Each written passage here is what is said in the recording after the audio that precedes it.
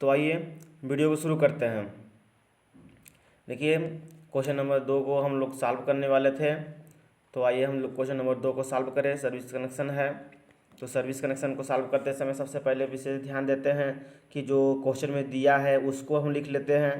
तो जो देखिए क्वेश्चन में जो दिया है उसको हम लिख लिए ना, दिया हुआ विवरण। तो उपरोक्त का क्या है, उपरोक्त का भवन 2 मंजिला है। वितरण पोल जो उपभोक्ता का मीटर है वो 35 मीटर दूरी पर है। उपभोक्ता को 10 किलोवाट का लोड चाहिए और कुल सामान और मूल्य की का गणना करना है। ये इतना चीज़ सवाल में दिया है, ठीक है। और सवाल को पढ़ के मैं पिछले वीडियो में समझाया था। अब हम लोग पढ़ते हैं पूर्वानुमान। पूर्वानुमान में क्या जानते हैं कि भाई क्या 2 मंजिला मकान था, तो मकान 2 मंजिला हो गया, इसलिए क्षैतिज ब्रैकेट प्रारूपी हम लोग यूज करेंगे, ठीक है। और ये 3 फेज 4 तार के लिए होगा। दूसरा हम लोग क्या करेंगे कि सिरोपरि लाइन खंड के बाद सेवा संयोजन पीवीसी एल्युमिनियम चालक 4 करोड़ प्रारूपी यूज करेंगे, ठीक है। और सिरोपरि लाइन खंड के बाद जो होगा, सिरोपरि लाइन खंड के बाद जो मीटर बोर्ड तक जो लाइन लाएंगे वो 12 मीटर की दूरी होगी, जिसमें केबल कैसा होगा, ऋतु सह होगा। कैसा होगा, ऋतु सह केबल होगा। मतलब पीवीसी कोलेड जो होता है, जो आप लोग नॉर्मली यूज करते हैं अपने घर पर, ठीक ना। केबल 2 मीटर दोनों साइड छोड़ेंगे हम लोग कनेक्शन के लिए। और फिर क्या है, भू तार 6 SWG तार से करेंगे। हम लोग 8 SWG तार से भी कर सकते थे, ठीक है। जो आपकी इच्छा करिए। तो यहाँ पर हम जो किए हैं 6 SWG के तार से इसकी अर्थिंग किए हैं लाइन की। और क्या है, लाइन का पावर जो है, जो पावर फैक्टर है वो 10.8 लिए हैं, ठीक है। ये हम लोग इतना मान के चलते हैं, ठीक है, जिसे हम पूर्वानुमान कहते हैं, ठीक। तो इतनी बातें तो मैं पिछली वीडियो में भी लेक्चर 1 में भी समझाया था, ठीक है। तो जो पहला क्वेश्चन था उसमें भी समझाया था, तो ये बहुत बड़ी बात नहीं है, ठीक है। ये देखिए आपको स्क्रीन पे दिख रही होगी क्षैतिज ब्रैकेट प्रारूपी, हाँ। तो ये आपका ये आपका मकान है, 2 मंजिला मकान आपका है। ये आपका 2 मंजिला मकान हो गया। ये आपका 2 मंजिला मकान हो गया। ये देखिए क्षैतिज प्रारूपी ब्रैकेट लगा हुआ है। और यहाँ पर 1 मीटर का ये होता है, ये कितना होता है, 3 से 4 मीटर होता है। और ये 1 मीटर का होता है। इसी 1 मीटर में ये देखिए जो क्लैंप लगा करके, सॉरी ये नट बोल्ट लगा करके, आई क्लैंप, हाँ, आई नट बोल्ट यहाँ लगा करके, तो यहाँ पर देखिए हम क्या तार को यहाँ पर बांध देते हैं, इंसुलेटर लगा करके तार को बांध देते हैं। फिर एरियल फ्यूज लगा करके कनेक्शन करते हैं। ये एरियल फ्यूज लगा करके कनेक्शन करते हैं। क्लियर बात समझ रही है। तो ये आपका एरियल फ्यूज है, ये वाला और ये वाला और ये वाला, ये सब एरियल फ्यूज है। ये इंसुलेटर है, ये क्या आपका है, इंसुलेटर है, ठीक है। और ये क्या है, रक्षक लूप है आपका। और ये RYB हमारा क्या है, RYB क्या है, फेस है। तो अब देखिए यहाँ पर ये आपका मीटर बोर्ड है, ये आपका मीटर बोर्ड है। लाइन देखिए यहाँ से आ रही है, यहाँ से यहाँ तक लाइन आते समय 12 मीटर की दूरी होगी। और ये जो केबल यहाँ पर लगेगा, ऋतु सह केबल लगेगा, ठीक है। वही पूर्वानुमान में लिखे थे हम लोग, ठीक है। तो ये होगी आपकी बात है। अब नेक्स्ट पॉइंट को देखें तो ये 2 मंजिला के लिए प्रयोग करते हैं, याद करिएगा, क्षैतिज ब्रैकेट प्रारूपी हम 2 मंजिला मकान के लिए हम लोग प्रयोग करते हैं, ठीक है। और इसके बाद देखिए हम लोग क्या करेंगे, सेवा संयोजन की विद्युत धारा को ज्ञात करेंगे। अगला स्टेप यही होता है, सेवा संयोजन की विद्युत धारा को ज्ञात करना। तो विद्युत धारा को ज्ञात करने के लिए यह सूत्र सबको पता है। जब ये सूत्र पता है तो भाई P का मान दिया था 10 किलोवाट, तो 10 किलोवाट की जगह हम 10 किलोवाट दिए, तो इसको वाटेज में बदल दिए। तो 10 किलोवाट को वाटेज में बदल दिए तो कितना हो गया, 10 गुणे 1000 वाट बटे के भाई √3 तो है, V का मान 400 वोल्ट लिए थे उस पर। पूर्वानुमान में लिखे थे हम लोग कास फाई, हाँ, का 10.8 हम पूर्वानुमान में लिखे थे। तो वही सब मान रख करके सॉल्व किए हैं, तो 17.5 एम्पियर धारा आ गई है। तो जब 17.5 एम्पियर की धारा आ गई तो ACSR चालक का जो न्यूनतम माप होगा वो कितना होगा, 4 mm² का होगा। कितना mm² होगा, 4 mm² का होगा। और कितने कोर की होगी, 4 कोर की होगी। RYB और न्यूट्रल। बात समझ आई सबको?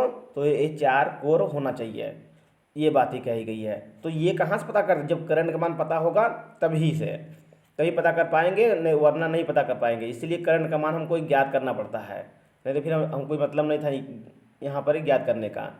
अब देखिए सामग्री के नाम के बारे में बात करें हम लोग, तो सामग्री की सामग्री में देखें हम लोग क्या होता है। देखिए सामग्री का जो नाम है ये हम लोग एक स्टेप में देखें तो कैसे याद कर सकते हैं, एक स्टेप में कैसे इसको हम याद कर सकते हैं, इसके बारे में समझे तो आसानी होगी, समझना बहुत बहुत आसानी होगी। तो देखिए जैसे कि अब मैं बता दूं आपको कि जो लाइन आती है ये विभागीय पोल हो गया, ये आपका क्या हो गया, विभागीय पोल हो गया। विभागीय पोल के बाद क्या होता है कि ये आपका मकान होता है, ये आपका मकान हो गया, 2 मंजिला मकान हो गया। तो ये जो लाइन आती है ये लाइन यहाँ से आएगी, ये लाइन यहाँ से आएगी यहाँ आपके घर तक। तो देखिए ध्यान से बात को समझने की कोशिश करिएगा। 2 मंजिला जब मकान होता है तो लगभग 11 मीटर के आसपास की से ऊपर ही होता है, क्योंकि ये पोल 11 मीटर की भी होती है, 9 मीटर की भी होती है। ये वाला पोल विभागीय पोल 9 मीटर की भी है। तो आपका जो मकान होता है तो मैक्सिमम 4 मीटर का 1 मंजिला होता है, 2 मंजिला मतलब 8 मीटर। तो यहाँ पर आप लोग 2 मंजिला है तो भाई 9 मीटर का है तो 1 मीटर मतलब नीचे चला जाएगा, तो यानी पोल बराबर हो जाएगा इसके मकान के। तो यहाँ पर आप लोग 2 मंजिला के लिए सीधा सीधा ब्रैकेट प्रारूपी यहाँ पर यूज कर सकते हैं। यदि 1 मंजिला है तो आपको 1 मंजिला के लिए फिर ये इसको पोल के बराबर करने के लिए आपको एक ऊर्ध्वाधर प्रारूपी एक ब्रैकेट खड़ा करना पड़ता है। इसी में आकर के तब हमारा आकर के लगता है, क्या लगता है, लाइन, जो हमारा मेन होता है लाइन, ठीक ना, लाइन तार इसी में बांधा जाता है। ये बात तो सबको समझ आ रही है, ठीक है। तो ये बातें होती है। तो देखिए 2 मंजिला है तो क्षैतिज लगा करके हम अपना काम कर लेंगे, लेकिन यदि 1 मंजिला है तो हमको ये ब्रैकेट लगाना जरूरी होता है। क्लियर बात समझ आ रही है? यदि ये समझ में आ रही है तो कमेंट करके जरूर बताइएगा आप लोग, ठीक है, नहीं समझ आएगा तो बताइएगा। तो अब देखिए दूसरी बात है कि ये विभागीय जो लाइन थी, इस विभागीय लाइन पर भाई ये लाइन कहीं से इस पर आई है, तो ये लाइन कहीं से आई है तो ये ऑलरेडी बंधा हुआ है ना। तो हम तो भाई ये जो हमारा ये 2 मंजिला मकान था तो यहाँ पर लाइन लाने के लिए डायरेक्ट तो हम इसी में लिया कर बांधेंगे नहीं। तो क्या करेंगे हम लोग, इसमें हम दूसरा क्लैंप लगाएंगे, दूसरा इंसुलेटर लगाएंगे और फिर दूसरा क्लैंप लगा करके हम बांध करके तब अपना खुद का लाइन लेकर जाएंगे। तो इसमें ये वाला इस पोल पर विभागीय लाइन पर लगने वाले सामान का नाम क्या होगा, सामान का नाम क्या होगा, समझने की कोशिश करेंगे तो तुरंत समझ में आ जाएगा। देखिए ये आपका लाइन आया है, ये लाइन आया है तो यहाँ पर आप क्लैंप बांधेंगे, 1 क्लैंप, 2 क्लैंप, 3 क्लैंप बांध दिए हम लोग, 4 क्लैंप मान लीजिए बांध दिए। तो यहाँ से क्या होगा कि हम यहाँ पर इंसुलेटर लगाएंगे, यहाँ पर इंसुलेटर लगाने के बाद इंसुलेटर लगा दिए, यहाँ पर इंसुलेटर लगा दिए और तब यहाँ पर जम्फर करेंगे। हाँ, तब ये तार आगे बढ़ेगी, ठीक ना, तारा बढ़ा देंगे आगे, फिर जम्फर करेंगे, जम्फर करने के बाद तब ये लाइन हमारे मकान तक आएगी, ये हमारे मकान तक आएगी। बात समझ आई? ये हमारे मकान तक आ गई। अब तो देखिए इस पर क्या क्या लगा, एक मतलब 1 2 3 4 इंसुलेटर लगा। कौन सा इंसुलेटर लगेगा यहाँ पर लगेगा साइकिल इंसुलेटर। यहाँ पर क्या लगेगा, साइकिल इंसुलेटर लगेगा। और देखिए क्या लगेगा यहाँ पर, साइकिल इंसुलेटर के बाद क्या लगेगा, बात को समझने की कोशिश करिएगा।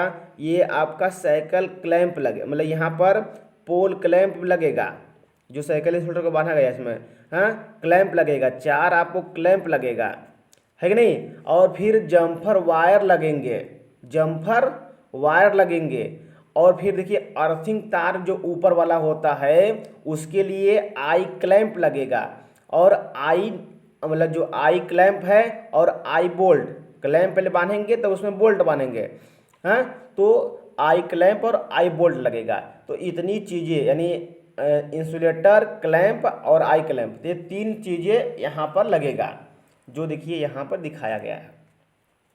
साइकिल इंसुलेटर, साइकिल क्लैंप और आई बोल्ट, ठीक है ना। आई बोल्ट क्लैंप विथ सहित रहता है। आप इसको लिख सकते हैं पूरा नाम कि आई क्लैंप विथ बोल्ट, ठीक है ना। और यहाँ पर तो आप जानते हैं कि मैं अभी बताया था कि कितना लगेगा, 4 लगेगा। तो भाई 4 इंसुलेटर है तो 4 क्लैंप भी लगेगा हमारा, जाहिर सी बात है। और एक आई बोल्ट लगेगा, एक ही अर्थिंग होगी हमारी। तो इतना चीज़ हो गया, बात सबको समझ आ गई। अब देखिए ये जो होता है भाई रेट बताया गया है, रेट के हिसाब से मल्टीप्लाई कर लीजिए। ये तो रेट अपना हिसाब से लगाइएगा, मैं किताब के रेट से लगा दिया हूँ, ठीक है। आपको जो इच्छा करेगा लगाइएगा, कोशिश करिएगा कि आप लोग भी किताब का ही रेट लगाइए, ठीक है। दूसरी चीज़ ये आप लोग यहाँ पर देख पा रहे होंगे कि क्षैतिज ब्रैकेट प्रारूपी पर क्या क्या सामान लगेंगे। अब उन चीज़ों को हम यदि देख लेंगे तो तुरंत याद हो जाएगा आपको सामान का नाम। तो पहले यहाँ से देख लीजिए, क्षैतिज ब्रैकेट प्रारूपी जो है 1 मीटर ऊर्ध्वाधर प्लस 3 मीटर क्षैतिज, हाँ 1 मीटर ऊर्ध्वाधर प्लस 3 मीटर क्षैतिज, जो अभी मैं बताया था ना। ये आपका मकान है तो मकान से अब जब यह निकलेगा तो ये 3 से 4 मीटर निकलता है और 1 मीटर ऊर्ध्वाधर निकलता है। तो यही बातें कही गई है। तो कुल मिलाकर 3 और 1 4, तो ये 4 मीटर, बात समझ आई। और फिर क्या है, ब्रैकेट पर लगने वाले सामग्री, ब्रैकेट पर लगने वाले सामग्री क्या होगा कि देखिए ध्यान से, ये आपका इसके अंदर जब जाएगा, ठीक है ना, मतलब दीवार के अंदर लगाएंगे तो क्लैंप लगाएंगे और यहाँ पर एक स्टे लगाएंगे कि जिससे ये नीचे न गिरने पाए, तो स्टे हो जाएगा, ठीक ना। मतलब ये स्टे कहाँ लगेगा, रैग बोल्ट में लगेगा, क्योंकि रैग बोल्ट दीवार के अंदर रहेगा, यहाँ भी दीवार के अंदर रहेगा। तो रैग बोल्ट यहाँ दिया गया है, आई बोल्ट दिया गया है, और फिर यहाँ पर ये तार रहेगा, ACSR कंडक्टर रहेगा, ठीक है। और भाई जो तार जब जाएगा तो यहाँ पे इंसुलेटर भी रहेगा। तो ये यहाँ पर देखिए इंसुलेटर भी है, और इंसुलेटर है तो फिर यहाँ से लाइन ऐसे जब आएगा तो एरियल फ्यूज लगा करके आएगा। तो ये एरियल फ्यूज भी दिखाई दे रहा होगा। और फिर इसके बाद देखिए ध्यान